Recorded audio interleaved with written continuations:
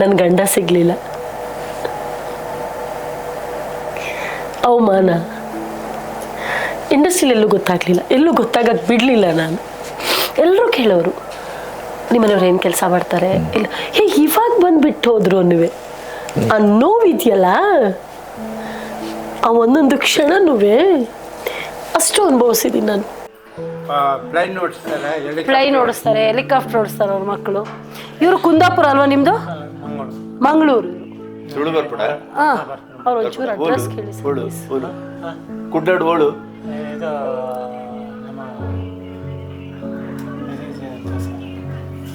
ಕುಡ್ಲಾಡ ಕನ್ನಡ ನಮ್ಮ ಇದು ಇದೆಯಲ್ಲ, ಯಾವುದು ಇದು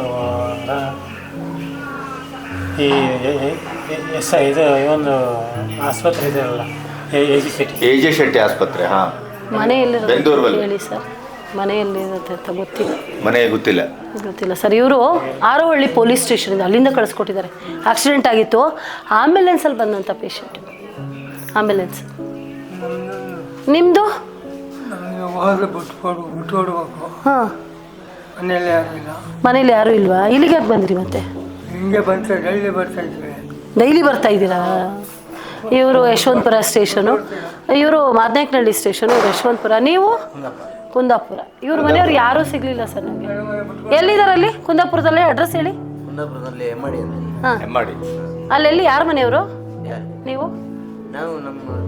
ಅದೇ ಯಾವ ಮನೆ ಹೇಳಿ, ಹೆಸರು ಹೇಳಿ. ತಂದೆಯವರ ಹೆಸರು ಕೊಟ್ಟಿಗೆ ಮನೆ ತಿಮ್ಮಪ್ಪ ಪೂಜಾರಿ. ಹೌದಾ? ಯಾರು ಬಂದಿಲ್ಲ ಸರ್. ಇವರು ಜಗದೀಶ್ ಅಂತೇಳಿ. ಇವರು ಯಶವಂತಪುರ, ಇಲ್ಲ ಮಾದನಾಯಕನಹಳ್ಳಿ ಸ್ಟೇಷನ್. ಸ್ವಂತ ಮೊಮ್ಮಗಳೇ ಕರ್ಕೊಂಡ್ಬಂದ್ಬಿಟ್ಟು ಹೋಗಿರ್ತಾರೆ. ಇಷ್ಟು ಇದ್ಲು ಅವಾಗ. ಇವರು ಶೇಖರ್ ಅಂತೇಳಿ, ಗ್ಯಾಂಗ್ರೀನ್ ಆಗಿದೆ ಇವ್ರಿಗೆ, ಕಾಲು ತೆಗ್ದಿದ್ದಾರೆ, ಕಾಲಿಲ್ಲ. ಮಕ್ಕಳಿದ್ದಾರೆ, ಎಲ್ಲ ಇದ್ದಾರೆ. ಬ್ಲ್ಯಾಕ್ ಲಿಸ್ಟ್ ಅಲ್ಲಿ ಬಿಸಾಕಿದ್ದಾರೆ. ಅವ್ರು ನಿಮ್ಮನ್ನು ನೋಡ್ಕೊಳ್ಳೋದಿಲ್ವಾ? ಮಕ್ಕಳು ನೋಡ್ಕೊತಾ ಇದ್ರು ಚೆನ್ನಾಗಿದ್ದಾಗ. ನಾನು ಬಾರ ಕೆಲಸ ಮಾಡ್ತೀನಿ, ತಿರುಮಲ ಬಾರಲ್ಲಿ ಸೆಕ್ಯೂರಿಟಿಯಾಗಿ. ಅಲ್ಲಿಂದ ನಾನೇ ವಹಿಸ್ಕೊಂಡು ಇಲ್ಲಿಗೆ ಬಂದೆ. ನಾನೇ ಬಂದೆ. ಅವ್ರ ರಿಲೇಟಿವ್ ಯಾರು ಕರ್ಕೊಂಬಂದ್ರ? ಮಗಳು, ಅಕ್ಕನ ಮಗಳು? ಮಗಳು ನನ್ನ ಸೊಸೆ ಇಲ್ಲ. ಇವರು ಹೋಮ್ ಮಿನಿಸ್ಟರ್ ಹೆಂಡತಿ. ए तुम्हारा पति पीछे, तुम्हारा पति क्या काम करे? सुनिए, तुम्हारा पति क्या काम करता है? मुख्यमंत्री। किधर का मुख्यमंत्री? जोर से बोल। दरभंगा, पटना, मधुबनी, तीन राज्य का। दवाना, दरभंगा, पटना, मधुबनी, तीन राज्य का? तीन राज्य के मुख्यमंत्री। तू इधर क्या करता है? आप ही ना लेके आया, माँ को तो पता है, जाने नहीं। ಮುಖ್ಯಮಂತ್ರಿನ ಇಟ್ಕೊಂಡಿದ್ದೀವಿ, ಫ್ಲೈಟ್ ಓಡಿಸೋರು ಇವ್ರದು, ಇವರು ಎಲ್ಲ ಒಬ್ಬೊಬ್ಬರು ಒಂದೊಂದು ಸ್ಟೇಷನು ಸರ್. ಎಲ್ಲ ಇವ್ರದು ಸ್ಟೇಷನೇ. ಕಾಡು ಅಂತ ಇದು ಒಂದು ಸ್ಟೇಷನು, ಇದು ಮಾದನಾಯಕನಹಳ್ಳಿ, ಇದು ದೊಡ್ಡಬಳ್ಳಾಪುರ, ಇದು ಯಶವಂತಪುರ, ಬನಶಂಕರಿ, ಜಡ್ಜು. ಅಯ್ಯೋ, ನಮ್ಮ ಈ ಅಜ್ಜಿಗೆ ಒಂದು 28 ಎಕರೆ ಆಸ್ತಿ ಇದೆ, ಹಾಸನ್ನು. ಸದ್ಮೇಲೆ 1 ಲಕ್ಷಕ್ಕೆ ಡೀಲ್ ಮಾಡಿದ್ದಾರೆ ನನಗೆ. 1 ಲಕ್ಷ ಕೊಡ್ತೀನಿ ಅಂತ ಡೀಲ್ ಮಾಡಿದ್ದಾರೆ, ಡೆತ್ ಸರ್ಟಿಫಿಕೇಟ್ ಕೊಡ. ನಾನೇ ಫೋನ್ ಮಾಡ್ಕೊಡ್ತೀನಿ. ಚೇತನ್ ಅವರು ದೊಡ್ಡಮ್ಮನ ಮಗಳು ಅಂತ. ಇವರು ಒಂದು ಸ್ಟೇಷನು, ಎಲ್ಲ ಒಬ್ಬೊಬ್ರು ಒಂದೊಂದು ಸ್ಟೇಷನು ಸರ್. ಎಲ್ಲ ರಾಜಾಜಿನಗರ ಸ್ಟೇಷನು.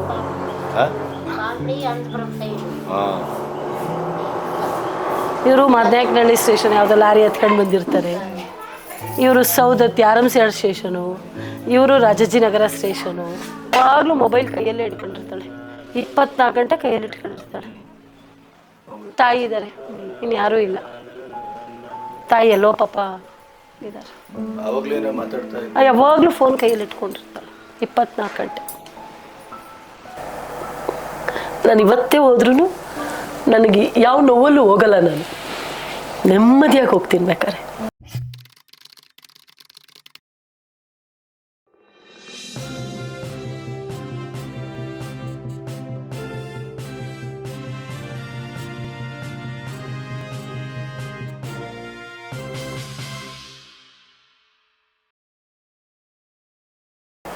ನೀವು ಈ ಆಸ್ಪತ್ರೆಯಿಂದ ಸಿನಿಮಾದವರೆಗಿನ ಈ ಬದುಕಲ್ಲಿ ನಿಮಗೆ ಮತ್ತೆ ಮದುವೆ ಆಗಬೇಕು ಅಂತ ಅನಿಸಿಲ್ಲ?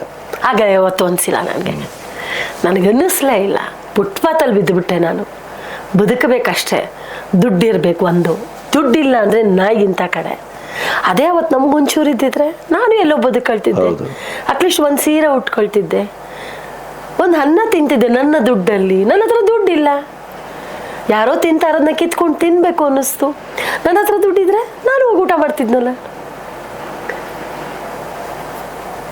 ಉಳ್ಕೊಳಕ್ಕೆ ಮನೆ ಇಲ್ಲ, ಆಮೇಲೆ ಒಂದು ಚಿಕ್ಕ ಮನೆ ಮಾಡ್ತೀನಿ, ಕಾಲಿಂಗೆ ಎತ್ಕೊಂಡು ಮಲ್ಕೋಬೇಕು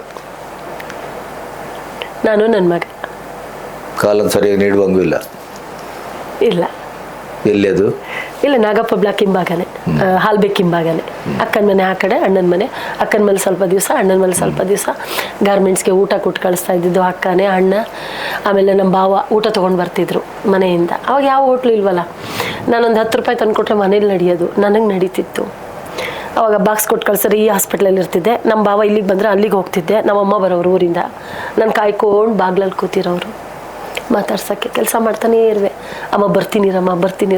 ಮತ್ತು ಅಲ್ಲಿ ಯಾರಾದರೂ ಏನಾರು ಹಣ್ಣು ಊಟ 5 ರೂಪಾಯಿ ಕೊಟ್ಟರೆ ಅದು ತೊಗೊಂಬಂದು ನಮ್ಮಮ್ಮಗೆ ಏನೋ ಅಂದ್ಕೊಡೋದು. ನಮ್ಮಮ್ಮ ಕಾಯ್ಕೊಂಡು ಕೂತಿರೋರು, ತಿಂತಿರಲಿಲ್ಲ. ನಾನು ಬರಲಿ, ಇಲ್ಲಿರ್ತಿದ್ದೆ, ಅಲ್ಲಿ ಹೋಗ್ತಿದ್ದೆ, ಅಲ್ಲಿ ಹೋಗ್ತಿದ್ದೆ, ಇಲ್ಲಿ ಬರ್ತಿದ್ದೆ.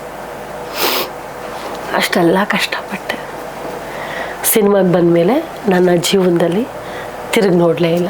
ಒಂದೊಂದು ದಿನ 3 ಸಿನಿಮಾ ಮಾಡಿದೆ, 2 ಸಿನಿಮಾಗಳು ಮಾಡಿದೆ.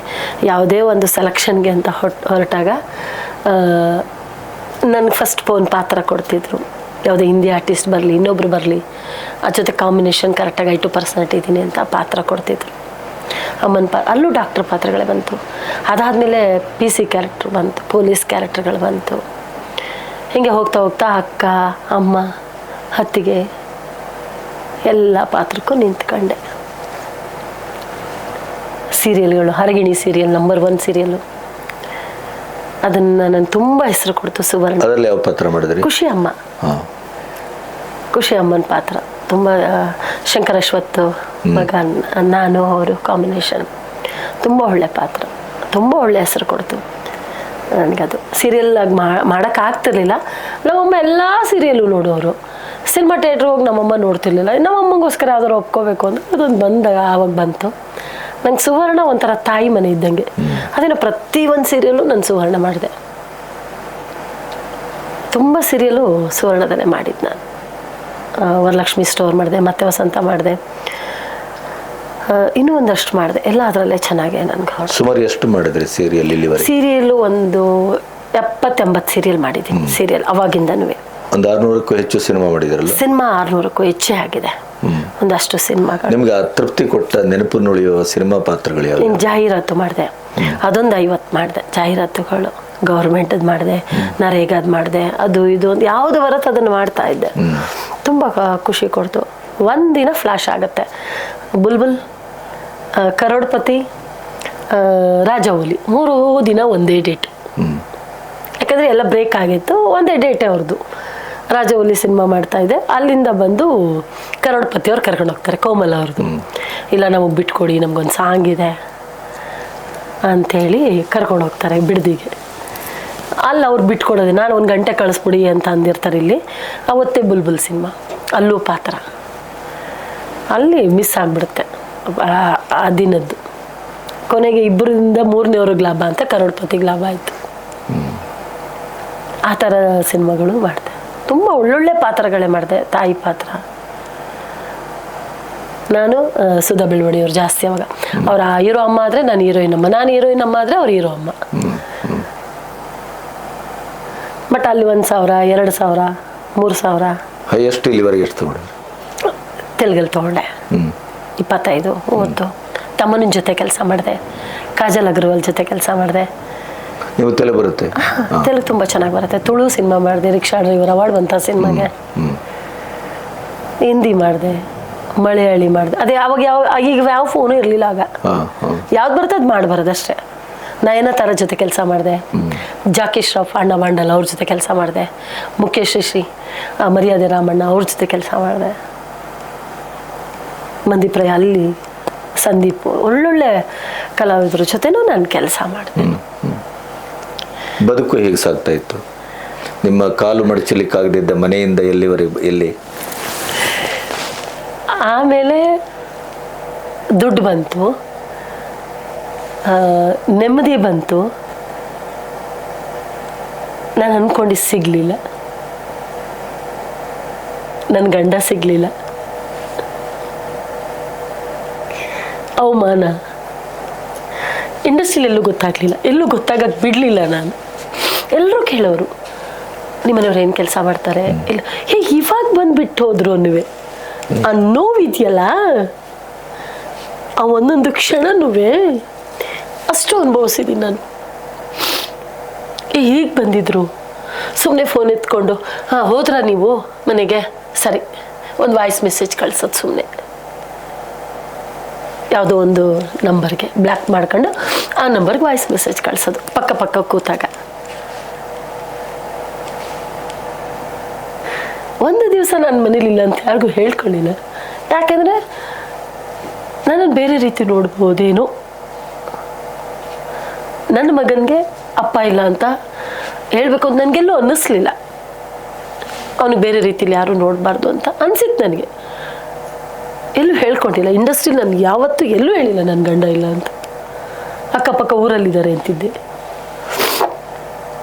ತುಂಬ ಸಲ ಕೇಳ್ತಿದ್ರು. ಆಮೇಲೆ ನನ್ನ ಮಗನ ನನ್ನ ಜೊತೆಲಿ ಇಟ್ಕೊಂಡೆ. ಅಷ್ಟಲ್ಗೆ ಆಗ್ತದೆ ಸ್ವಲ್ಪ ದಿವಸ ಅವನು ಅಲ್ಲಿರಲಿಲ್ಲ, ಮನೇಲೇ ಇದ್ದ. ಒಂದೊಂದು ವಾರ ಬಿಟ್ಟು ಹೋಗ್ತಿದ್ದೆ ಶೂಟಿಂಗ್ಗೆ. ಗೋವಾ, ಅಲ್ಲಿ ಇಲ್ಲಿ ಮಂಗಳೂರು, ಹೈದ್ರಾಬಾದು ಎಲ್ಲ ಕಡೆನೂ ಹೋಗ್ತಿದ್ದೆ. ಅಕ್ಕಪಕ್ಕದವ್ರು ಊಟ ಕೊಡೋರು, ಅಲ್ಲೆಲ್ಲ ಹೋಟ್ಲಲ್ಲಿ ತಿನ್ಕೊಂಡು ಬರ್ತಿದ್ದೆ. ಜೀವನ ಸಾಕ್ತಾ ಇತ್ತು. ಬಟ್ ಮನೇಲಿ ಗಂಡಸಿರ್ಲಿಲ್ಲ. ಹೌದಪ್ಪ, ಅದು ಬೇಕಿತ್ತು. ಅವನು ಎಂಥವನೇ ಆಗಿರಲಿ, ಕುಡುಕನೇ ಆಗಿರಲಿ, ಕುಂಟನೇ ಆಗಿರಲಿ, ಒಂದು ಕೈ ಇಲ್ದಿದ್ದವನಾದರೂ ಪರವಾಗಿಲ್ಲ, ದುಡಿಯೋಕ್ಕಾಗದೆ ಹೋದ್ರೂ ಪರವಾಗಿಲ್ಲ, ಒಂದು ಮೂಲೆಯಲ್ಲಿ ಮಲಗಿರ್ಬೇಕಿತ್ತು. ನಿಮ್ಗೆ ಆ ಜಾಗಕ್ಕೆ ಇನ್ನೊಬ್ಬರನ್ನು ತರಬೇಕು ಅಂತ ಅನಿಸ್ಲಿಲ್ಲ? ಯಾವತ್ತೂ ನಂಗೆ ಹಂಗೆ ಅನ್ನಿಸ್ಲೇ ಇಲ್ಲ. ಬರ್ಬೋದು, ನನಗೋಸ್ಕರ ಬರ್ಬೋದು, ಬಟ್ ನನ್ನ ಮಗನಿಗೋಸ್ಕರ ಯಾರು ಬರಲ್ಲ, ಸಾಧ್ಯ ಇಲ್ಲ. ಅವನು ಯಾವತ್ತೂ ಯಾರನ್ನೂ ಅಪ್ಪ ಅನ್ಬೇಕು ಅಂತ ಯಾವತ್ತೂ ಅವನಿಗೆ ಆ ಮನಸ್ಸು ಅವನಿಗೂ ಬರಲಿಲ್ಲ. ಆ ಪ್ರೀತಿ ಯಾರು ಕೊಡೋಕ್ಕೆ ಸಾಧ್ಯವೂ ಇಲ್ಲ. ಮೂಲೆಯಲ್ಲಿ ಬಿದ್ದಿದ್ರೂ ಪರವಾಗಿಲ್ಲ, ಹೆಣ್ಮಕ್ಳು ಗಂಡ ಇರಬೇಕು, ಮನೇಲೊಬ್ರು ಗಂಡಸರಿರಬೇಕು.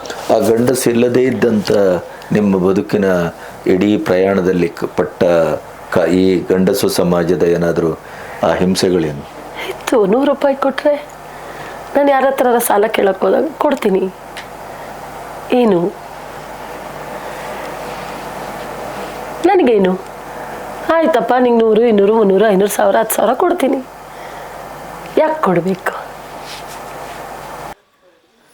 ಇವರು ಏನಿದು ಏನೇನು ಹೇಳಿ ಕಟ್ಕೊಂಡಿರೋದು? ಯಾರು ಇನ್ಸ್ಪೆಕ್ಟರ್ ಫೋಟೋ ಮೇಡಮ್ ಇದು. ಯಾವುದಪ್ಪ ಇನ್ಸ್ಪೆಕ್ಟ್ರು? ಇರಪ್ಪ ಹೊಸಿ ಕೇಳ್ತೀನಿ.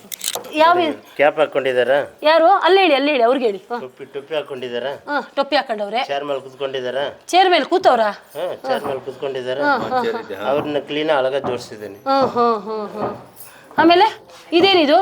ಯಾವ್ದು ಇದೆಲ್ಲ ಸುಮ್ಮನೆ ಅದಕ್ಕೆ ಇದೇನಕ್ಕೆ ಹಾಕೊಂಡಿರೋದಣ್ಣ? ಇದು ಸುಮ್ಮನೆ ಒಂದು ಕಂಡಿಸ್ತಿ ಕಣ್ಣು ಬರಲ್ಲ. ಓ, ಇದೆಲ್ಲ ಹಾಕೊಂಡೆ ಅವ್ರ ಮೇಲೆ ನಮ್ಗೆ ಜ್ಞಾನ ಬರಲ್ಲ. ಯಾರ ಮೇಲೆ ಜ್ಞಾನ ಬರಲ್ಲ? ಅವ್ರ ಕಣ್ಣೆಲ್ಲ ಇದು ಹತ್ರ ಹೋಗುತ್ತೆ. ಓ, ಹೆಣ್ಮಕ್ಳ ಕಣ್ಣ ಗಂಡ್ಮಕ್ಳ ಕಣ್ಣ? ಎಲ್ಲ ಎರಡು ಕಣ್ಣು ಕಾಗಿ ಎಳ್ಕೊಂಡು ಹೋಗ್ಬಿಡುತ್ತೆ. ಅಲ್ಲ, ಈಗ ಅವ್ರು ಯಾರು ನಿಮ್ಗೆ ದೃಷ್ಟಿ ಹಾಕಿದ್ರೆ ಇದಕ್ಕೆ ಹೋಗುತ್ತೆ, ನಿಮಗೆ ಬರಲ್ಲ ಅಲ್ವಾ? ನಮಗೆ ಬರಲ್ಲ ಅಂದ್ರೆ ಏನೋ ಒಂಥರ ಅದುವರ್ ಕಲ್ಲ. ಇದೆಲ್ಲ ಏನಣ್ಣ? ಇದು ಸುಮ್ಮನೆ ಬೆಂಕಿ ಆಗ್ಬೋದು, ಆಮೇಲೆ ಏನಿಲ್ಲ. ಇದೆಲ್ಲ ಸುಮ್ಮನೆ ಕಟ್ಕೊಂಡಿದ್ದೀವಿ. ಎಲ್ಲೆಲ್ಲಿ ಸಿಗುತ್ತಣ್ಣ ಇವೆಲ್ಲ ನಿಮಗೆ? ಇಲ್ಲೇ ಬಿದ್ದಿರೋದು ಆ ಕಡೆ ನಮ್ಮ ಆಂಡೋರಲ್ಲಿ. ಅಣ್ಣ ಮೊನ್ನೆ ಅನುಪಮಂಗೆ ಹೊಡೆದ್ರಲ್ಲಣ್ಣ, ಇಲ್ಲೆಲ್ಲ ಓಪನ್ ಐತಲ್ಲ, ಯಾಕಣ್ಣ ಹೊಡೆದಿತ್ತು ಪಾಪ ಅವ್ರಿಗೆ? ಅದೇ ಕೆಲಸ ಮಾಡೋ ಟೈಮಲ್ಲಿ ಕೆಲಸ ಮಾಡೋ ಟೈಮಲ್ಲಿ ಬಂದು ತಲೆನೋವು ಕೊಟ್ಟು ಹೋಗಿದ್ರೆ ಹೋಗಿಲ್ಲ. ಅದಕ್ಕೆ ಏನ್ ಮಾಡಿ ಸರಿಯಾಗಲ್ಲ ಗುಣ. ನಾನೇ ಬಿಟ್ಟು ಏನ್ರಲ್ಲಿ ಗುದ್ದಿದ್ರಿ? ಏನ 30 ಪ್ಲಾಸ್ಟಿಕ್ ಹಿಂಗೆ ಯಾವ ಕ್ಷಣ ಯಾರು ನೋಡಿತಾರೆ ಅನ್ನೋದು ಭಯ. ನಾವು ಇಲ್ಲಿ ಜೀವದಲ್ಲಿ ಕೈ ಇಟ್ಕೊಂಡು ಕೆಲಸ ಮಾಡ್ತಿರ್ತೀವಿ ಜೀವದಲ್ಲಿ. ಇದು ಇವರು ಆರಾಮ್ಸೆ 2 ಪೊಲೀಸ್. ಏನಕ್ಕಣ್ಣ ಬಂದಿದ್ದು ನೀವು ಇಲ್ಲಿ? ನಿಮ್ಮನ್ನ ಏನಕ್ಕಣ್ಣ ಕರ್ಕೊಂಬಂದಿದ್ದವರು? ಏదో ಇಲ್ಲಿ ಹೋಗಿದ್ರೆ ಸ್ವಲ್ಪ ಬುದ್ಧಿ ಅಲ್ಲ ಅಲ್ಲಿ ಏನ್ ಮಾಡಿದ್ರಿ ಅಣ್ಣ ನೀವು? ನಾವು ಅಲ್ಲಿ ಮಲ್ಕೊಂಡಿದ್ದೆ, ಅವ್ನು ಬಂದು ಏನೋ ಒಂಥರ ತರಲೆ ಕೆಲಸ ಮಾಡಿದೆ, ಕುಡಿದ್ಬಿಟ್ಟು ಬಂದು ವಾಸನೆ ಸ್ವಲ್ಪ, ಅದೇ ನಾನು ಕೇಳಿದ್ರೆ ಸ್ವಲ್ಪ ದೂರ ಹೋಗಿದ್ದೆ. ಎಷ್ಟು ಓದೇ ಬಿಟ್ರಣ್ಣ ಅವ್ನಿಗೆ? ನಮ್ಗೆ ಹೆಂಗೆ ಹೊಡೆದು ಬಿಡ್ತಾನೇನಪ್ಪ ಅಂತ ನಾನು ಸ್ವಲ್ಪ ಹಿಂಗೆ ಅನಿಸ್ಬಿಟ್ಟೆ. ಅಣ್ಣ ನೀನು ನೋಡಿಯೋದೇ ಕಮ್ಮಿ ಅಣ್ಣ. ಹೊಡೆದಿರ್ಬೋದು ಅವರೇ ಕಬ್ಬನಲ್ಲಿ ಪ್ರಕಾಶ್ ನಗರಲ್ಲಿ ಹೊಡೆದಿರ್ಬೋದು. ಅಣ್ಣ ದೊಡ್ಡ ನಮಸ್ಕಾರ, ಇವ್ರ ಪಾದಕ್ಕೆ ಸಾಷ್ಟಾಂಗ ನಮಸ್ಕಾರ. ಯಾವುದೋ ಒಂದು ಸಮಯದಲ್ಲಿ ಹೋಗಿದ್ದೆ ಸಾಲ ಕೇಳಕ್ಕೆ, ಇಲ್ಲ ಅಂತಲ್ಲ, ಕೇಳಿದ್ದು ಉಂಟು, ನಡೆದಿದ್ದು ಉಂಟು. ಈ ಥರ ನನಗೇನು ಲಾಭ ಏನು ಇಲ್ಲ ಅಣ್ಣ, ಕೊಟ್ಬಿಡ್ತೀನಿ. ಬಹುಶಃ ನಿಮ್ಮ ಬಾಯಲ್ಲಿ ಬರುವ ಅಣ್ಣ ಅನ್ನೋದೇ ಭಾಳ ದೊಡ್ಡ. ನಾನು ಯಾರೇ ಆಗಲಿ ಬೇಗ ಅಣ್ಣ ಅಂದ್ಬಿಡ್ತೀನಿ. ಮೇಕಪ್ ಅಣ್ಣ, ಕಾಸ್ಟ್ಯೂಮ್ ಅಣ್ಣ, ಪ್ರೊಡಕ್ಷನ್ ಅಣ್ಣ, ಇದು ಅಭ್ಯಾಸ ಆಗ್ಬಿಟ್ಟಿತ್ತು ನನಗೆ, ಅಣ್ಣ ಅಣ್ಣ ಅನ್ನೋದು. ನಿಮ್ಮನ್ನು ಸೇಫ್ ಗಾರ್ಡ್ ಮಾಡ್ಕೊಳ್ಳಿಕ್ಕೆ ಒಂದು ನನಗೆ ಈಗ ಕೊಟ್ಟರೆ ನೆಕ್ಸ್ಟ್ ಏನು? ನಾನು 5,000 ಕೊಡ್ತೀನಮ್ಮ, 2,000 ಕೊಡ್ತೀನಿ, ಯಾವಾಗ ಕೊಡ್ತೀಯಾ? ಮತ್ತು ನನಗೇನು? 100 ರೂಪಾಯಿ ಕೊಟ್ಟರೆ ಬರ್ತೀಯ ಅನ್ನೋ ಬೇವರ್ಸಿ ಪ್ರಪಂಚ ಇದು. ಹೌದಪ್ಪ. ಒಳ್ಳೆಯವರು ಇದ್ದಾರೆ, ಕೆಟ್ಟವರು ಇದ್ದಾರೆ. ಒಂದು ಹೆಣ್ಣು, ಒಂದು ಗಂಡಾಗಲಿ ಹೆಣ್ಣಾಗಲಿ ಎರಡು ಒಂದು. ಫಸ್ಟು ನಾನು ಹೆಣ್ಣಾಗೇ ಇರ್ತೀನಿ. ಗಂಡು ಬಂದ ಮೇಲೇ ನನಗೊಂದು ಮರ್ಯಾದೆ, ಒಂದು ತಾಯಿ ಸ್ಥಾನ ಎಲ್ಲ ಸಿಗೋದು ಗಂಡು ಬಂದ ಮೇಲೇ. ಅಲ್ಲಿವರೆಗೂ ನನಗೆ ಯಾವ ಸ್ಥಾನನೂ ಇರಲ್ಲ. ಗಂಡ ಅಷ್ಟೇ ಮುಖ್ಯ ಆಗಿರ್ತಾನೆ ಹೆಣ್ಣಿಗೆ. ಅವನಿಲ್ಲ ಅಂದರೆ ಏನೂ ಅಲ್ಲ ಅವಳಿಗೆ, ಅವಳು ಇರಬೇಕು. ಎಷ್ಟೋ ಜನ ಮನೇಲಿ ಬಿಡಿಸಿ ಕರ್ಕೊಂಡು ಬರ್ತಾರೆ, ಎಷ್ಟೋ ಜನ ತಾಯಿ ಮನೆಗೆ ಬಂದುಬಿಡ್ತಾರೆ. ನಿಮ್ಮ ತಾಯಿ ಮನೇಲಿ ಊಟ ಕೊಡ್ತಾರೆ, ಬಟ್ಟೆ ಕೊಡ್ತಾರೆ, ಜಾಗ ಕೊಡ್ತಾರೆ. ಆಮೇಲೆ ಪಕ್ಕಕ್ಕೆ ಗಂಡನ ಕೊಡೋಕ್ಕಾಗಲ್ಲ ಅವರು. ನೀನು ಮಲ್ಕೋಬೇಕು ಅಂದ್ರೆ ಅವ್ರು ಕೊಡೋಕ್ಕಾಗಲ್ಲ. ಆಸೆ ಯಾರಪ್ಪನ ಮನೆ ಸೊತ್ತಲ್ಲ, ಭಗವಂತ ಕೊಟ್ಟಿರೋದು. ಹೌದು. ಮನುಷ್ಯ ಅಂದಮೇಲೆ ಆಸೆ ಇದ್ದೇ ಇರುತ್ತೆ. ಉಪ್ಪು ಖಾರ ತಿನ್ನುವಂಥ ದೇಹ ಅದು. ನಾನು ಹಿಂಗೆ ಇರ್ತೀವಿ ಅಂತಲ್ಲ, ಯಾವುದೋ ಒಂದು ರೀತಿಯಲ್ಲಿ ಅವಳು ತೀರಿಸ್ಕೊಳ್ತಾಳೆ. ಒಳ್ಳೆದ್ರಲ್ಲೂ ತೀರಿಸ್ಕೊಳ್ತಾಳೆ, ಕೆಟ್ಟದ್ರಲ್ಲೂ ತೀರಿಸ್ಕೊತಾಳೆ, ಅವಳಿಗೆ ಅವಳೇ ತೀರಿಸ್ಕೊಳ್ತಾಳೆ. ಆ ದಾಹ ಅನ್ನೋದು ಇದೆಯಲ್ಲ, ಭಗವಂತ ಹೌದೌದು, ಅಸಾಧ್ಯವಾದದ್ದು ಅದು. ನಾವು ಹೀಗೆ ಇರ್ತೀವಿ ಅನ್ನೋದೆಲ್ಲ ಸುಳ್ಳು. ಒಂದು ರೀತಿಲಿ ಅಲ್ತಿದ್ರು ಇನ್ನೊಂದು ರೀತಿಲಿ ಅವಳು ತೀರಿಸ್ಕೊಳ್ಳೋ ಅಂಥದ್ದು. ಇದು ಕೇಳಕ್ ಮುಜುಗರ ಆಗ್ಬೋದು ಬೇರೆ, ಇದು ಸತ್ಯ. ನನಗೆ ಸತ್ಯ. ಈಗ ನಾನು ಒಂದು ವಯಸ್ಸು ಹೆಣ್ಮಗ್ಳಾಗ ನನಗೂ ಬೇಕು ಅನ್ನಿಸ್ತಿತ್ತು. ಯಾಕೆ ನನಗೆ ವಯಸ್ಸಿರ್ಲಿಲ್ಲ, ನನಗೆ ಬೇಕು ಅಂತ ಅನ್ನಿಸ್ಲಿಲ್ವಾ? ಒಂದಷ್ಟು ದಿನ ಎಲ್ಲ ಕಟ್ಟಾಕೊಂಡಿದ್ದೆ. ಬದುಕಬೇಕು, ದುಡ್ಡಿದ್ರೆ ಪ್ರಪಂಚ, ಇಲ್ಲಾಂದ್ರೆ ನಾಯಿ ಕರ್ದು ಅನ್ನ ಹಾಕ್ತಾರೆ, ನನ್ನನ್ನು ಕರ್ದು ಹಾಕಲ್ಲ ಅನ್ನೋದಿತ್ತು. ಕಟ್ಕೊಂಡೆ. ಯಾರು ನನಗೆ ಒಂದು ಕಾರ್ಪೊರೇಟ್ರ್ ಹಾಕ್ಬಿಟ್ಟು ಬಾ ಅಮ್ಮ ಶಶಿಕಲಾ ಅಂತ ಯಾರೂ ನನ್ನನ್ನು ಕರೀಲಿಲ್ಲ. ನಿಮ್ಮ ಮನಸ್ಸನ್ನ ಗೆಲ್ಲುವಂತ ಯಾವ ವ್ಯಕ್ತಿ ಬಂದಿಲ್ಲ ನಿಮ್ಮ ಜೀವನದಲ್ಲಿ? ಬಂದಿಲ್ಲ ಅಂತ ನಾನು ಯಾಕೆ ಹೇಳಿ, ಬಂದರು. ಬಟ್ ನನ್ನ ಮಗ ಬರ್ತಿದ್ದಾರೆ, ಕರೆಕ್ಟ್. ನನ್ನನ್ನು ಅನುಭವಿಸ್ಬೋದು, ನನ್ನನ್ನು ಸುಖ ತಗೋಬೋದು ನನ್ನ ಹತ್ರ. ಆಯಿತು, ನೆಕ್ಸ್ಟು ನನ್ನ ಮಗನಿಗೆ. ಹೌದಪ್ಪ. ಈಗ ನಾನು ಹೊಟ್ಟೋಗ್ತೀನಿ, ಅವನ ಕತೆ ಇನ್ನೊಂದು ದೃಷ್ಟಿ ಇತ್ತು ನನಗೆ. ನನ್ನ ಮಗನಿಗೊಂದು ದಾರಿ ಮಾಡಬೇಕಿತ್ತು, ಆಮೇಲೆ ನನ್ನ ಜೀವನ ಅನ್ನೋದು ನನ್ನ ಮನಸ್ಸಲ್ಲಿ ಇದ್ದಿದ್ದು ಸತ್ಯ. ಇದೆಲ್ಲೂ ಹೇಳಿಲ್ಲ, ಇವತ್ತು ಹೇಳ್ತಾ ಇದ್ದೀನಿ. ಯಾಕಂದ್ರೆ ನಾನೊಂದು ಹೆಣ್ಣಲ್ವಾ? ಇವಾಗ ಎಲ್ಲರೂ ತಿನ್ನುವಾಗ ನಾನು ತಿಂತೀನಿ, ಅದ್ರಲ್ಲಿ ಏನಿದೆ? ಏನು ಇಲ್ಲ. ಯಾಕೆ ನನಗೆ ಮುಜುಗರ? ಹೌದು, ಸತ್ಯ ಹೇಳಕ್ಕೆ ಯಾಕೆ ಮುಜುಗರ? ಹೌದು. ನನಗೆ ಅನ್ಸಿದ್ದು ನನ್ನ ಮಗನಿಗೊಂದು ದಾರಿ ಮಾಡಬೇಕು, ನೆಕ್ಸ್ಟ್ ಬೇಕಾದ್ರೆ ನಾನು ನನ್ನ ದಾರಿ ಹುಡ್ಕೋಬಹುದು ಅಂದೇ ಸತ್ಯ. ಇವತ್ತು ಈ ವಿಡಿಯೋ ನೋಡಿ ಬೇಕಾದ್ರೆ ಇವಳಿಗೆ ಬೇಕಿತ್ತ ಈಗ ಅಂತಾನು ಅಂತಾರೆ, ಹೌದು ಅನ್ಬೋದೇನೋ, ಅದು ಅವ್ರಿಗೆ ಬಿಟ್ಟದ್ದು ಬಿಡಿ, ಅವ್ರಿಗೆ ಬಿಟ್ಟಿದ್ದು. ಬಟ್ ನನಗನ್ಸಿದ್ದು ಮಗನ್ನ ಫುಟ್ಪಾತಲ್ಲಿ ಬಿಟ್ಟು ನಾನೆಲ್ಲೂ ಹೋಗಲಿಲ್ಲ, ಮಗನ್ನ ರೋಡಲ್ಲಿ ಬಿಟ್ಟು ನಾನೆಲ್ಲೂ ಹೋಗಲಿಲ್ಲ. ತಾಯಿಯಾಗಿ ನಾನು ಏನು ಮಾಡಬೇಕೋ ನನ್ನ ಮಗನ್ನ ಸಾಕ್ತೆ, ನನ್ನ ಮಗನ್ನ ಬೆಳೆಸ್ದೆ, ಅಪ್ಪ ಅಮ್ಮನ ಪ್ರೀತಿನೂ ನಾನು ಕೊಟ್ಟೆ. ಅವನಿಗೇನೂ ಇಲ್ಲ ಅಂತ ನಾನು ಎಲ್ಲೂ ತೋರಿಸ್ಲಿಲ್ಲ. ಮಗನಿಗೇನು ಬೇಕು ಮಾಡಿದೆ, ಅವ್ನು ಇಂಥದ್ದು ಕೇಳಿದ್ರೆ ತಕ್ಕೊಡ್ತಿದ್ದೆ, ಏನು ಬೇಕೋ ಅವನಿಗೆ ಮಾಡಿದೆ. ಬಟ್ ನನ್ನ ಮನಸ್ಸಲ್ಲಿ ಒಂದಿದ್ದು ಅವನಿಗೊಂದು ದಾರಿ ಮಾಡಿ ಆಮೇಲೆ ನನ್ನ ಜೀವನ ಕಟ್ಕೋಬೇಕು. ಸತ್ಯನೇ ಅದು. ಬಟ್ ಅವನಿಗೊಂದು ದಾರಿ ಮಾಡೋವರೆಗೂ ಭಗವಂತನ ಹತ್ರ ಕೇಳ್ಕೊಳ್ತಾ ಇದ್ದೆ, ದೇವರೇ ನನ್ನ ಮಗನ್ನ ನನ್ನ ಥರ ಫುಟ್ಪಾತಿಗೆ ಬಿಡಬೇಡ, ಅವನು ಒಂದು ದಾರಿ ಮಾಡೋವರೆಗೂ ನನ್ನನ್ನು ಜೀವಂತವಾಗಿಟ್ಟಿರು, ಎಲ್ಲೂ ತಗೋಬೇಡ ನನ್ನ ದೇವರೇ. ಯಾಕಂದ್ರೆ ನಾನು ಕೊಡೋ ಪ್ರೀತಿ, ನಾನು ಕೊಡೋ ನನ್ನ ಜೀವ, ನನ್ನ ಪ್ರಾಣ ಎಲ್ಲ ನನಗವನು, ಅದು ಯಾರು ಕೊಡೋಕ್ಕಾಗಲ್ಲ, ಇಲ್ಲ, ಸಾಧ್ಯವಿಲ್ಲ. ಅಲ್ಲಿವರೆಗೂ ಜೀವಂತವಾಗಿಟ್ಟಿರು, ಅವ್ರಿಗೊಂದು ದಾರಿ, ಆಮೇಲೆ ಕರ್ಕೊಂಬಿಡು, ನನಗೇನಿಲ್ಲ. ಕಣ್ಣಿಗೆ ದೇವ್ರ ಕೈ ಮುಗಿತಿದ್ದೆ, ಬದುಕಿದ್ದೀನಿ ಇವತ್ತಿಗೆ. ಮಗನನ್ನು ಏನು ಮಾಡಿದ್ರಿ? ಮಗ ಮದುವೆ ಮಾಡಿದೆ, ಬೇಗ ಮದುವೆ. ಅವನು ಏನು ಓದಿದಾನೆ? Second PUC ಮುಗಿಸ್ಕೊಂಡ. 23 ವರ್ಷಕ್ಕೆ ಅವನಿಗೊಂದು ದಾರಿ ಮಾಡಿಬಿಟ್ಟೆ. ಬೇಡ ಅಂದ್ರೆ ಎಲ್ರು, ನಾಳೆ ಏನೋ ಗೊತ್ತಿಲ್ವಲ್ಲ. ಹೌದಪ್ಪ, ಹೌದು. ಇವತ್ತಿದ್ದೀನಿ, ನಾಳೆ ನಾನು ಹೋಗ್ಬಿಟ್ರೆ ಕರೆಕ್ಟ್, ನನ್ನ ಜಾಗದಲ್ಲಿ ಯಾರು ಮಾಡ್ತಾರ ಅವನಿಗೆ? ಹೌದು, ಮಾಡಕ್ಕಾಗಲ್ಲ. ನಿನ್ಗೇನೇ ಮಾಡಿದ್ರು ನಾನೇ ತಾಯಿನೇ. ಅಷ್ಟೇ. ತಂದೆ ಇದ್ದಿದ್ರೆ ಒಂದು ಧೈರ್ಯ ಇರ್ತಿತ್ತು, ಬಿಡು ನನ್ ಗಂಡ ಇದ್ದಾನೆ ಮಾಡ್ತಾ ನಾನು ಹೋಗ್ಬಿಟ್ರು. ಇಲ್ವಲ್ಲ, ಅಪ್ಪ ಅನ್ನೋ ಪದನೇ ಇಲ್ವಲ್ಲ ಅವನಿಗೆ. ಅವನು ಅಪ್ಪ ಆಗಬೇಕು ಒಂದು ಆಸೆ ಇತ್ತು ನನಗೆ. ಅಪ್ಪ ಅನ್ನೋ ಪದ ಭಗವಂತ ಅವನ ಹತ್ರ ಕಿತ್ಕೊಂಡ್ಬಿಟ್ಟ. ಅವನಿಗೊಂದು ದಾರಿ ಮಾಡಿ ಅವ್ರ ಮಕ್ಳು ಅಪ್ಪ ಅನ್ನೋದನ್ನ ನಾನು ನೋಡ್ಬೇಕಿತ್ತು. ಒಳ್ಳೆ ಸೊಸೆ ಸಿಕ್ಕಿದ್ಲು, ಚಾಮರಾಜನಗರ, ಟೀಚರು. ಇವನೇನ್ ಮಾಡ್ತಾನೆ ಮಗ? ಈವೆಂಟ್, ಕಲಾವಿದ್ರ ಸಂಘದಲ್ಲೂ ಅವ್ನು ಈವೆಂಟ್ ಮಾಡ್ತಾ ಇದ್ದ. ನಾನಿದ್ದಾಗ್ಲೂ ಅವ್ನು ಈವೆಂಟ್ ಮಾಡ್ತಾ ಇದ್ದ. ಅವನು 2 ಹೆಣ್ಣು ಮಕ್ಳಿದ್ದಾರೆ. ಮಕ್ಕಳು 2 ಹೆಣ್ಣು ಮಕ್ಳಿದ್ದಾರೆ. ಒಬ್ಳು 4 ವರ್ಷ, ಒಬ್ಳಿಗೆ 1.5 ವರ್ಷ. ಮುತ್ತಿನಂತ ಮಕ್ಕಳು, ಮಹಾಲಕ್ಷ್ಮಿಯರು.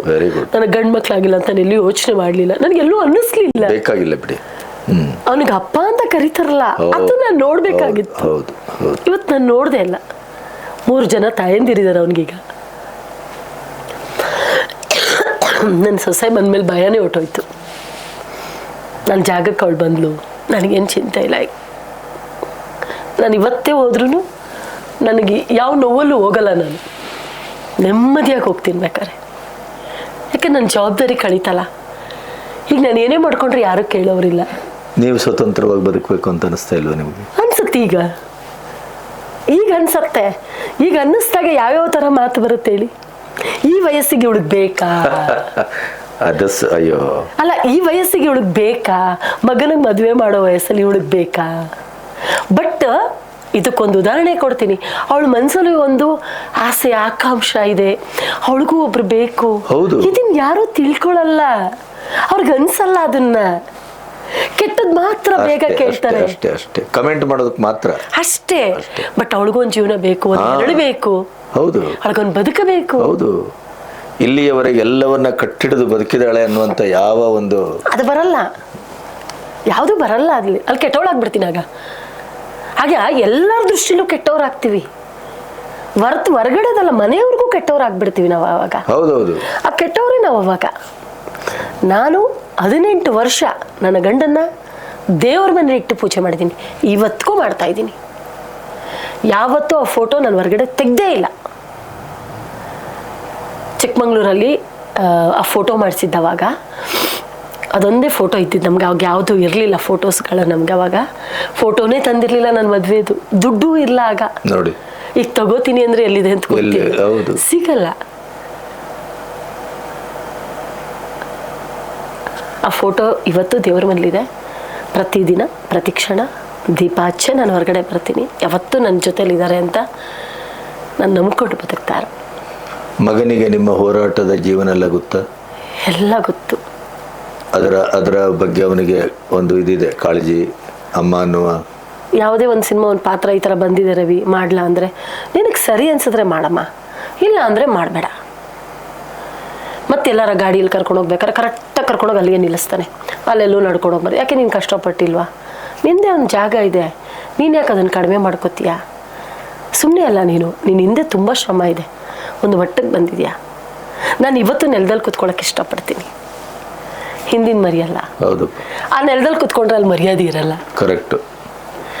ನಾನು ಇವತ್ತು 2 ವೀಲರ್ ಬರ್ತೀನಿ, 2 ವೀಲರ್ ಅವತ್ತಿಂದ ಇವತ್ತವರೆಗೂ 600 ಸಿನಿಮಾ ಮಾಡಿದಾಗಲೂ ಟೂ ವೀಲರಲ್ಲೇ ಓಡಾಡಿದ್ದೀನಿ. ಆ ಟೂ ವೀಲರ್ ಹೋದಾಗ ಕೆಲವು ಜಾಗದಲ್ಲಿ ಹೋದಾಗ ಅದಕ್ಕೆ ಬೆಲೆನೇ ಇರಲ್ಲ. ಇಲ್ಲ ಈಗ ಬೆಲೆ ಇಲ್ಲ. ಕರೆಕ್ಟ್. ಆ ಕಾರು ಹೋಗಿ ಅಲ್ಲಿ ನಿಂತಾಗ ಅದಕ್ಕೆ ಗೌರವ ಇರುತ್ತೆ. ಬಟ್ ನನ್ನ ಆತ್ಮಸಾಕ್ಷಿ ಚೆನ್ನಾಗಿದೆ, ನನ್ನ ಮನಸ್ಸು ಚೆನ್ನಾಗಿದೆ. ಅದು ಯಾರು ನೋಡೋದಿಲ್ಲ ಈಗ, ಅದು ಯಾರಿಗೂ ಬೇಕಾಗೂ ಇಲ್ಲ. ಒಳ್ಳೆ ಮನಸ್ಸು, ಆ ಕಷ್ಟಪಟ್ಟು ಒಂದು ವ್ಯಕ್ತಿ ಈ ಥರ ಬಂದಿದ್ದಾನೆ, ಅವ್ರಿಗೊಂದು ಗೌರವ, ಒಂದು ಮರ್ಯಾದೆ ನನಗೆಲ್ಲೂ ಸಿಗಲೇ ಇಲ್ಲ. 600 ಸಿನಿಮಾ ಮಾಡಿದಾಗಲೂ ನನಗೆಲ್ಲೂ ಸಿಗಲಿಲ್ಲ. ಯಾವ ಕ್ಯಾಮ್ರಾ ಮುಂದೆನೂ ನಾನು ಹೋಗಿ ಮಾತಾಡ್ತಿರ್ಲಿಲ್ಲ. ಯಾಕೆ ಅಂದರೆ ನನ್ನ ಕುಟುಂಬದ ವಿಷಯಕ್ಕೆ ಬಂದ್ಬಿಡ್ತಿದ್ರು. ಹೌದು. ಗಂಡ ಏನು ಮಾಡ್ತಿದ್ದಾರೆ ಅದು ಎಲ್ಲಿ ಕೇಳ್ಬಿಡ್ತಾರೋ ಅಂತಾನೆ ಕ್ಯಾಮ್ರಾ ಮುಂದೆ ಹೋಗ್ತಿರ್ಲಿಲ್ಲ. ನನಗೆ ನನಗೆ ಕಲಾವಿದ ಅಂತ ಗುರುತಿಸ್ಕೊಂಡಿದ್ದೆ ನನ್ನ ಕಲಾವಿದರ ಸಂಘ.